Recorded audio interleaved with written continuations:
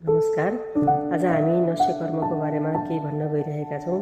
नस्यकर्म भनेको चाहिँ नाकको मार्गबाट उपचार गरिने एक आयुर्वेदिक प्राचीन विधि हो, जसबाट चाहिँ शिरसँग सम्बन्धित रोगहरू जस्तै पुरानोभन्दा पुरानो पिनास, माइग्रेन, नाकमा मासु पलाउने, अनिद्रा, कपाल झर्ने, समयभन्दा पहिले कपाल फुल्ने, कपालमा चाया पर्ने, टाउको दुख्ने, आँखा दुख्ने, आँखा कमजोर हुने, नाकको हाड भाँगिएको, नाकको एलर्जी, पटक पटक चिसो, धुलो, धुवाको एलर्जी, मुख भाँगिएको, फेसियल प्यारालाइसिस जस्ता रोगहरूलाई